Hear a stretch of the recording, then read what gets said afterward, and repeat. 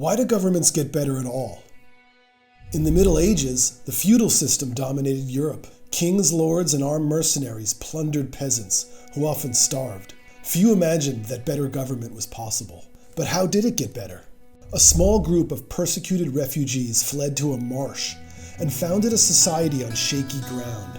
This startup city was based not on kings and killing, but merchants and markets.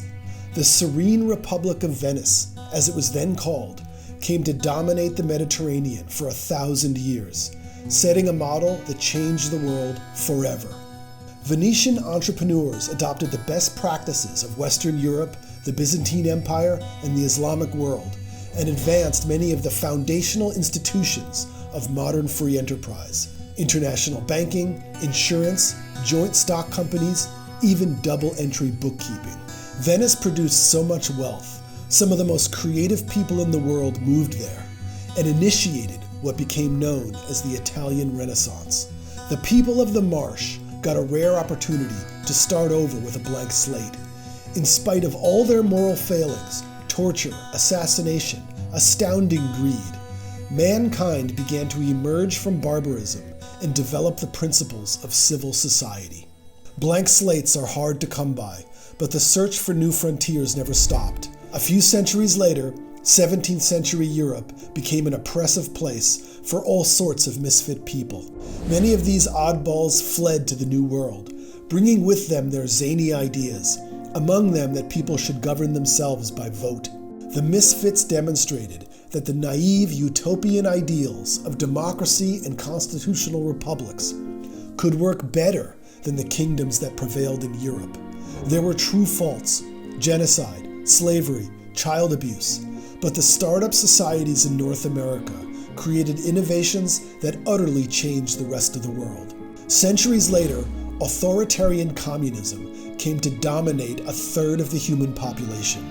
Millions of people starved, and millions more were murdered, but the people in power didn't want to change. So why did it change? Communism didn't fall because opponents won a war or a debate. Communism fell because freedom set a better example that everybody in communist countries could see. The free black market worked better than the controlled legal market. And most communists just didn't believe in their system anymore. It wasn't just because of nuclear bombs or politicians saying, "Tear down this wall." It was blue jeans and the Beatles that caused communism to fall. Freedom was just more fun and produced better stuff. Free markets worked better than force, and everybody could see it. If people hadn't tried new arrangements in North America, would there even be a free world to show people in communist countries a better way? So we know what makes governments better: alternatives, options, a chance to step away, try something new, and see if you can attract people to move there. The more experiments, the more surprising solutions and shocking failures we discover. As long as people have the freedom to leave experiments they don't like and choose the ones they do, the bad ideas go bankrupt and the good ideas change the world. What if I told you there's a technology for that? Nearly half the world's surface is unclaimed by any country.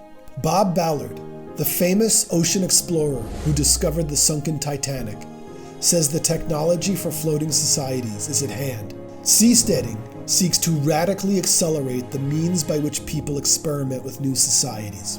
As long as people can create seasteads voluntarily, join them voluntarily, and, most crucially, quit them voluntarily, a diverse market of governance providers will emerge.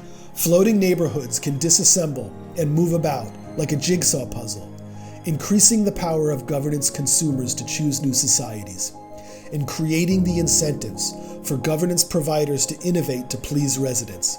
This will rapidly increase the rate of peaceful innovation in governance.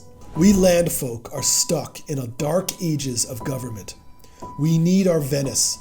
We need 1,000 Venices.